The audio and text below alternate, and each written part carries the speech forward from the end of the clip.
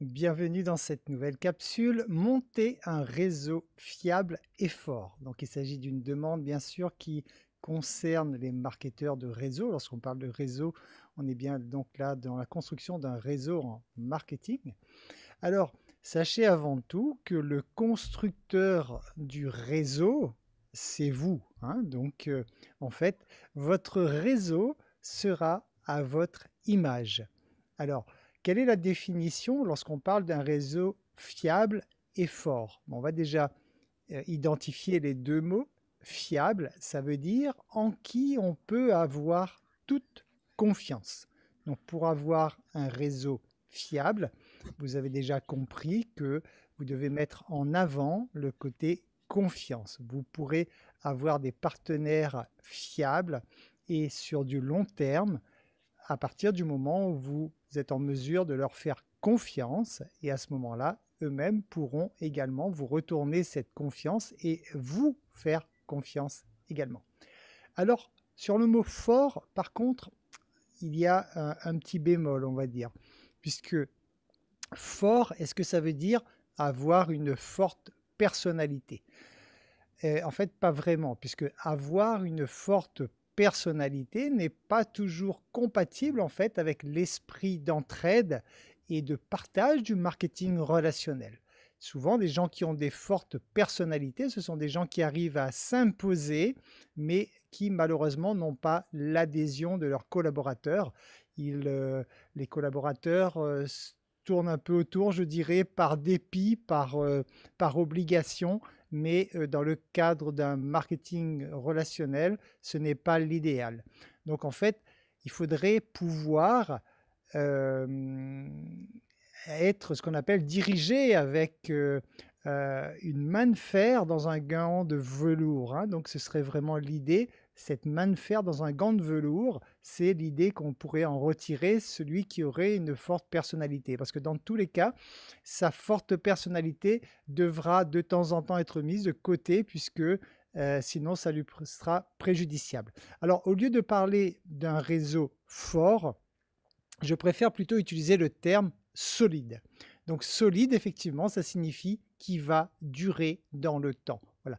Il n'est pas nécessaire d'avoir une forte personnalité, bien que nous allons voir qu'il y a des traits de caractère essentiels quand même pour pouvoir être un bon leader et diriger correctement son réseau.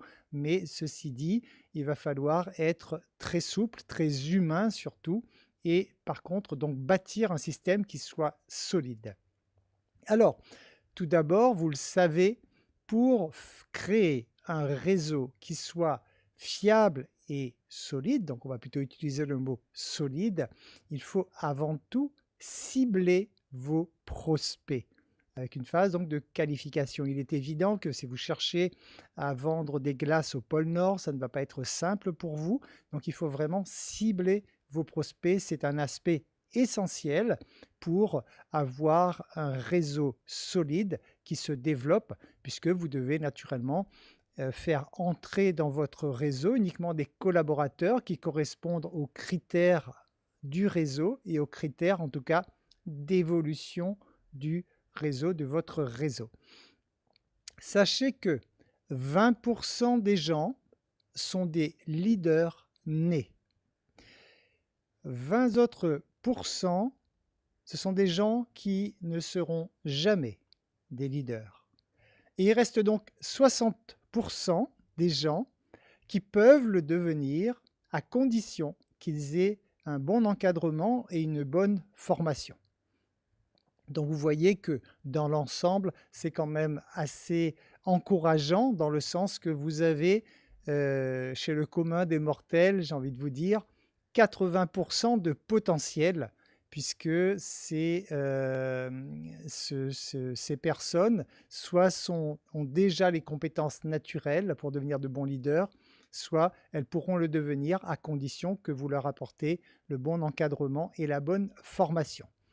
Pour savoir donc si les personnes que vous recrutez sont des futurs excellents collaborateurs, donc des gens sur qui vous allez pouvoir vous reposer pour bâtir un grand réseau solide et fiable et donc durable, Il faut pour cela, en fait, on se retourne vers la psychologie. C'est pour ça que le développement personnel a beaucoup de place dans les marketing de réseau, tout simplement parce que là, on travaille avec l'humain.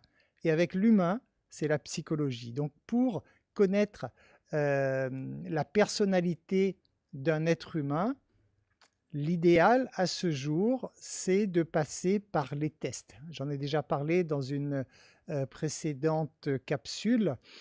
Faire des tests de personnalité tout simplement. À partir d'un test de personnalité, vous saurez les forces et les faiblesses de vos futurs partenaires et il vous sera beaucoup plus efficace. Donc au lieu de travailler de façon identique avec tout le monde, naturellement, vous pourrez travailler de façon différente selon les groupes de personnalités, puisqu'il y a 5 personnalités différentes, 5 types de personnalités différentes, essentiellement.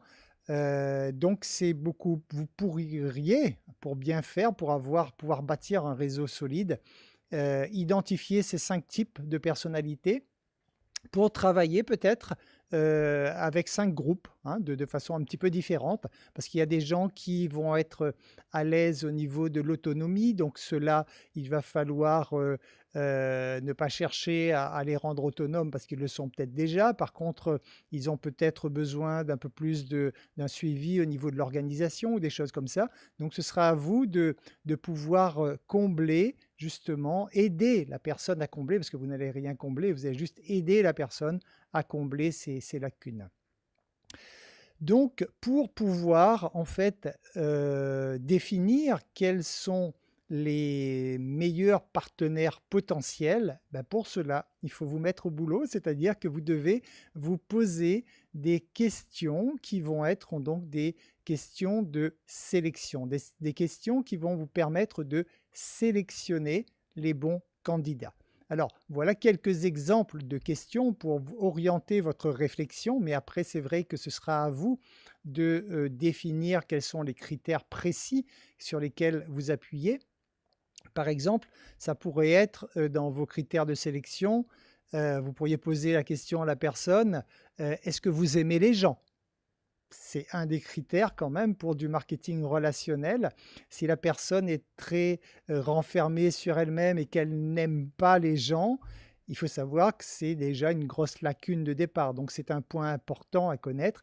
Est-ce que la personne aime les relations humaines? Donc est-ce qu'elle aime les gens? Une autre question à poser également, c'est comment gérez-vous les conflits? Ça aussi, il est bon de savoir comment ce futur partenaire gère un conflit. Donc, il suffirait de lui présenter un conflit, un exemple de conflit, et juste vérifier comment il le gère pour savoir si par la suite, il a les capacités, les compétences nécessaires pour gérer correctement les conflits, parce qu'il y en aura automatiquement dans la gestion humaine. Et c'est un point important de savoir sa capacité à gérer les conflits. Est-ce que votre futur partenaire aime travailler en équipe? C'est une question également à lui poser, hein, une fois de plus, hein, c'est bon de le savoir, hein. Ce n'est pas un point indispensable, mais c'est quand même un point assez fort puisqu'il sera amené à travailler en équipe. Si c'est quelqu'un qui veut absolument travailler seul, ça ne va pas être simple pour lui donc de monter, de bâtir des branches en dessous de lui en tout cas. Autre question à poser, faites-vous facilement confiance aux autres? Je vous l'ai dit, la base est la relation de confiance.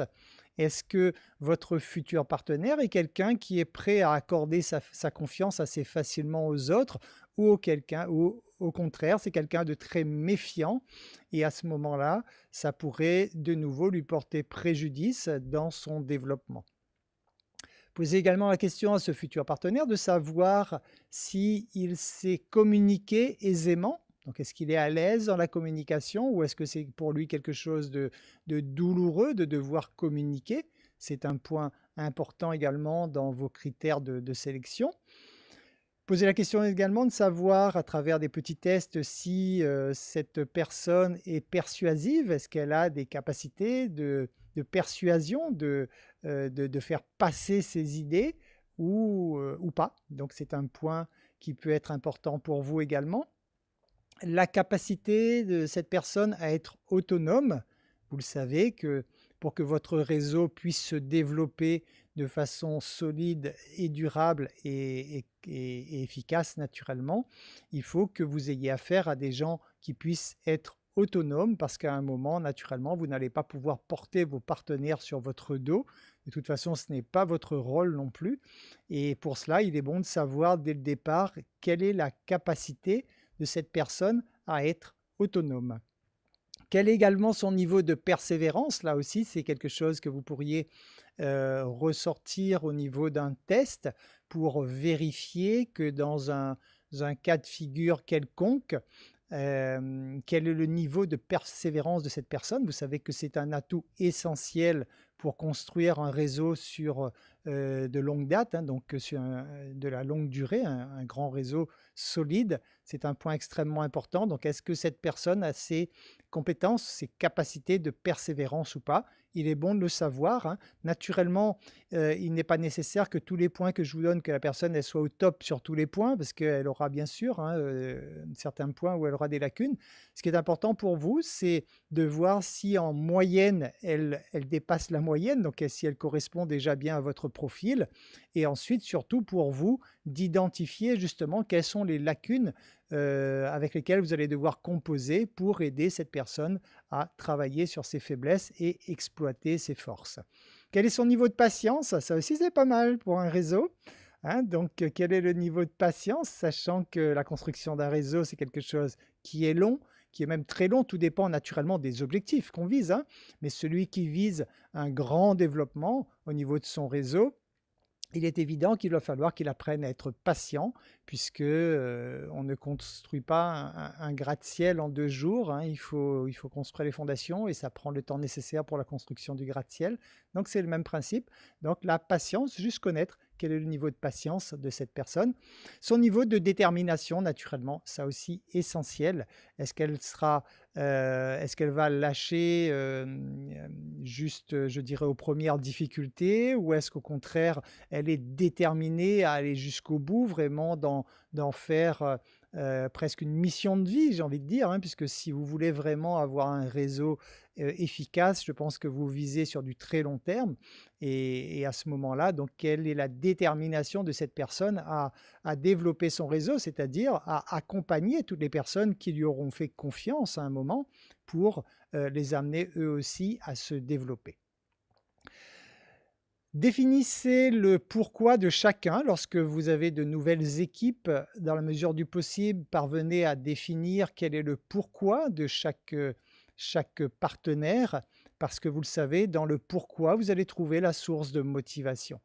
Si vous faites un beau travail au niveau de la création de votre réseau et que vous identifiez clairement quelle est la source de motivation de chacun, il vous sera plus facile lorsque ces personnes auront des moments de faiblesse, parce que ça va arriver bien sûr obligatoirement, que vous puissiez aller vraiment appuyer là où c'est nécessaire pour réactiver sa motivation. Et là, pour ça, il va falloir donc connaître son pourquoi. Qu'est-ce qui la motive? Qu'est-ce qui la donne envie de se réveiller le matin? Qu'est-ce qui la stimule pour pratiquer cette activité? Toutes ces questions, vous allez trouver cela à travers son pourquoi, ça va être sa source de motivation. Analysez les membres de votre réseau. Alors, si jamais vous avez un recul, hein, si vous commencez juste votre réseau aujourd'hui, ça ne va pas être possible. Mais par contre, si vous avez déjà un certain recul, c'est-à-dire que vous pratiquez déjà cette activité depuis quelques mois, voire quelques années, bah, analysez tout simplement les partenaires pour qui ça a fonctionné avec vous, hein, tout simplement. Donc, regardez en tout cas ceux qui ont le mieux fonctionné, ceux qui sont encore là aujourd'hui, bah, analysez tout simplement comment sont ces personnes, comment fonctionnent ces personnes, hein. Et à ce moment-là, vous pourriez leur attribuer des notes selon vos critères. Donc, par exemple, avec la liste que je viens de vous donner, qui sera à compléter par vous pour avoir quelque chose qui correspond vraiment à votre activité. Là, il n'y a que vous qui pouvez savoir quels sont les critères sur lesquels vous pouvez vous appuyer, et ben même vos partenaires actuels, vous pourriez les placer dans un tableau tout simplement et mettre des notes sur les différents critères pour que vous ayez tout de suite une première lecture. Déjà, ce qui va ressortir le plus de votre réseau actuel, c'est-à-dire, les gens qui sont, le plus aptes à travailler avec vous. Donc ça fera ressortir déjà le fil rouge, le fil conducteur de vos futurs partenaires et en même temps, vous pourriez mieux identifier, leurs faiblesses pour, les aider à travailler sur ces faiblesses pour, naturellement pour, avancer, pour développer encore davantage de tout cela. Alors, lorsque vous envisagerez de faire ce travail, sachez qu'il faut, lorsque vous aurez fait ce travail, en fait, faire prendre conscience à la personne de ses forces et de ses faiblesses et en fait de les aider à s'améliorer. Donc en fait, il faut préconiser et ne surtout pas juger. Si vous prenez ses partenaires en leur disant: «Toi, tu as telle faiblesse, alors on va travailler là-dessus», c'est clair que l'ego en face va se réveiller, ça ne passera pas du tout. Donc vous pourriez juste identifier avec la personne, voire même si la personne pouvait faire elle-même le test, c'est encore mieux, pour qu'elle puisse prendre conscience par elle-même de ses faiblesses, également de ses forces, mais surtout de ses faiblesses, afin donc qu'elle puisse travailler en priorité ses faiblesses. Dans votre développement, pour avoir un beau réseau solide et sur du long terme, fiable, performant, choisissez une stratégie océan bleu. J'ai déjà abordé ce point dans d'autres conférences ou autres, hein, masterclass ou autres. Une stratégie océan bleu, en fait, c'est de vous rendre unique. En quoi une personne qui aurait le choix entre votre réseau et le réseau de monsieur ou madame X, pourquoi il vous choisirait vous? Et pour cela, vous devez aller sur un océan bleu. L'océan bleu, c'est un terme qui est défini en comparaison avec l'océan rouge. L'océan rouge, c'est un océan où il y a plein de requins qui se bouffent entre eux, donc l'océan est rouge sang.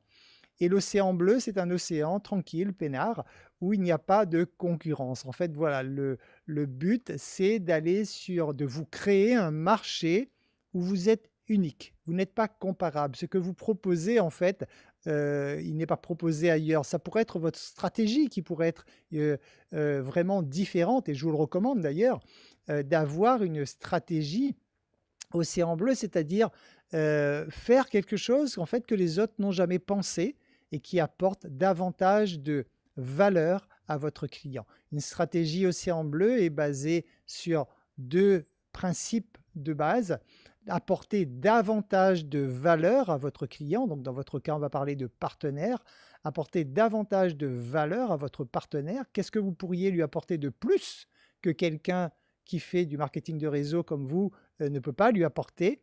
Et l'autre pilier de l'océan bleu, c'est de faire des économies. Bon, ben ça, je dirais, ça, ce n'est pas le point le plus important dans votre configuration de marketeur de réseau.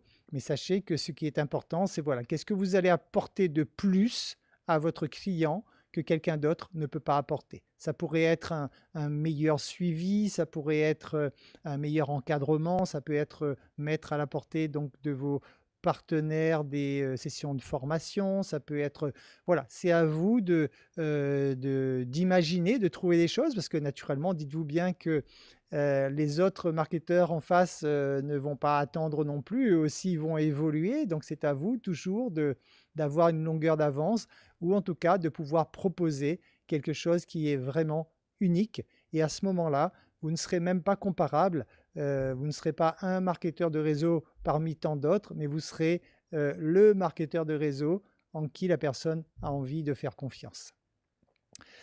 Définissez le réseau. Alors, ce sont des choses qui ne sont pas toujours agréables à faire, mais elles sont essentielles.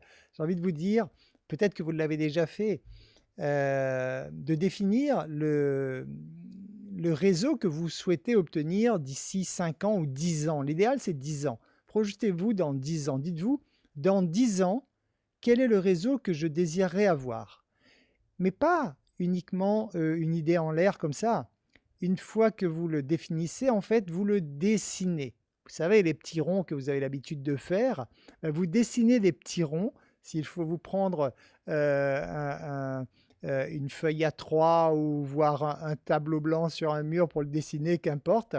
Mais vous faites vos petits ronds et vous placez la configuration que vous désirez atteindre à terme. Donc, admettons dans 10 ans, même si vous n'allez pas vous arrêter dans 10 ans, mais déjà, la solution, enfin, un terme qui vous correspondrait bien, qui vous satisferait déjà. Donc, celui-ci, vous devez le dessiner.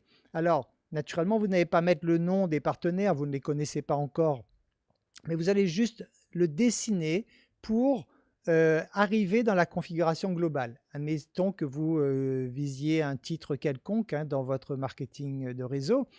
Pour atteindre ce titre, vous savez quelles sont les conditions. Et bien, vous dessinez à partir de vous dessinez la configuration nécessaire pour atteindre l'objectif final. Ça, c'est extrêmement important. Une fois de plus, c'est pour conditionner votre inconscient.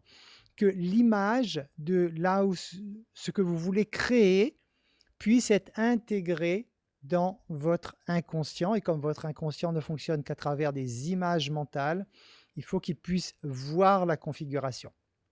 Naturellement, il n'y a pas d'urgence, c'est à vous de faire cela quand vous pouvez, mais je vous recommande vraiment de le faire et de le regarder de temps en temps d'ailleurs, bien sûr, pour vraiment imprégner dans votre inconscient le réseau parfait que vous souhaitez mettre en place.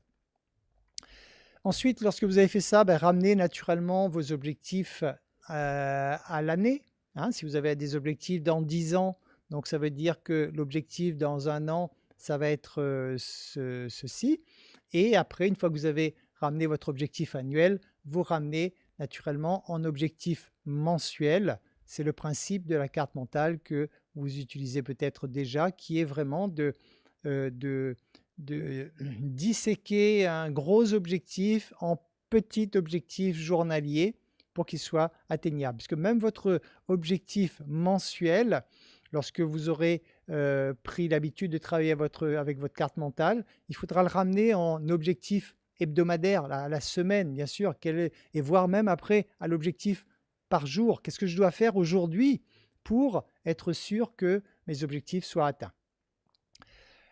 Calculer la déperdition, bien sûr, lorsque vous faites vos calculs, si vous savez que pour avoir un partenaire, il vous faut 50 prospects, il va falloir vous dire que voilà, si vous voulez atteindre ce partenaire une fois par mois, tous les 15 jours, par semaine, qu'importe, il va vous falloir prospecter 50 personnes pour pouvoir avoir cette personne-là. Mais là, ce sont des chiffres que vous connaissez et vous avez déjà l'habitude de tout cela. Mettez en place une stratégie qui répond à vos attentes également. Donc, c'est à vous de définir.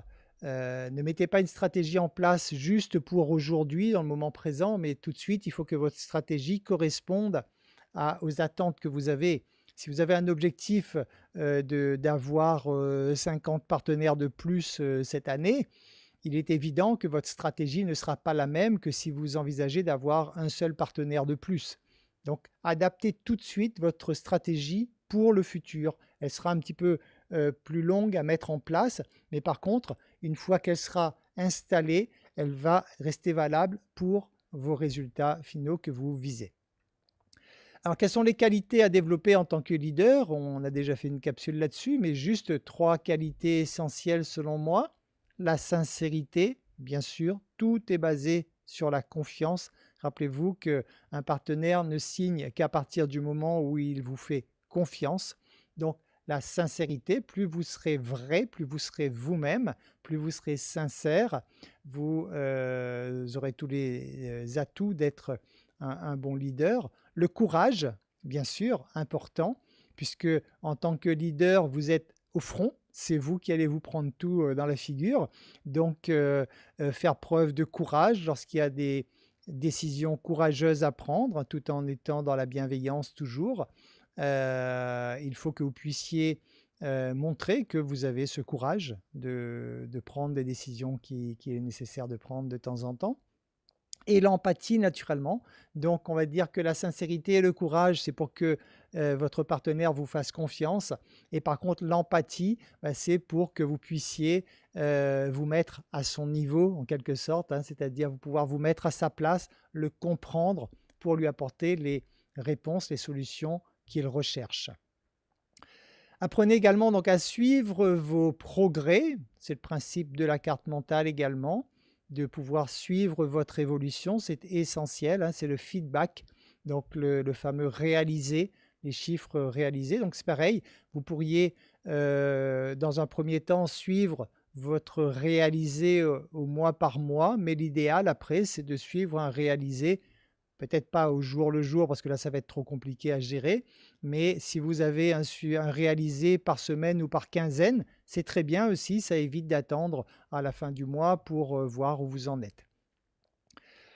Gardez le cap, c'est-à-dire qu'à partir du moment où vous avez pris une décision, de vous rendre quelque part, bah, votre destination ne devrait jamais changer. Si vous avez choisi par exemple d'obtenir tel titre dans votre marketing, bah, cette destination ne devrait jamais changer. Les moyens pour y parvenir vont changer en cours de route, bien sûr, parce que vous allez apprendre à vous adapter. Ça, c'est essentiel de vous adapter. Donc les moyens, vous allez les adapter.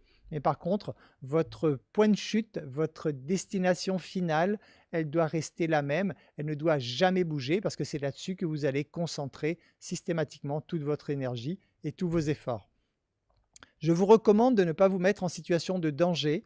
Je sais que certaines personnes aiment se mettre en danger parce que bah, tout ça booste l'énergie puisque ça fait monter l'adrénaline, donc il y a beaucoup d'énergie qui arrive. Et rappelez-vous qu'une situation de danger, c'est malheureusement une situation de stress. Et lorsque vous vivez du stress, obligatoirement, vous êtes en train d'émettre une énergie négative qui vous sera préjudiciable par la suite. Donc, je vous recommande donc d'éviter de vous mettre en danger. Fixez-vous des challenges, oui, bien sûr, envers vous-même, pour vous stimuler, pour avancer, mais je vous recommande donc de ne pas vous mettre en situation de danger. Visualisez le terme et adaptez-vous. Retenez que la seule chose qui compte, c'est le résultat. Le comment, on s'en fiche royalement. Le comment, il peut y avoir 50 000 façons de faire les choses. On se fiche du comment. Par contre, restez toujours focalisé sur le résultat. Et c'est pareil pour vos équipes. Lorsque vos partenaires décident de mettre en œuvre des méthodes qui sont différentes des vôtres, à partir du moment où il y a le résultat escompté, mais au contraire, applaudissez des deux mains, félicitez votre partenaire d'avoir osé faire des choses de façon différente, puisque c'est vraiment uniquement le résultat qui compte. Voilà, donc là-dessus, je pense avoir fait un tour un peu rapide, mais un tour quand même donc de les quelques bases pour pouvoir construire un réseau durable et solide. Je vous remercie pour votre attention. Je vous dis à très bientôt dans une nouvelle capsule.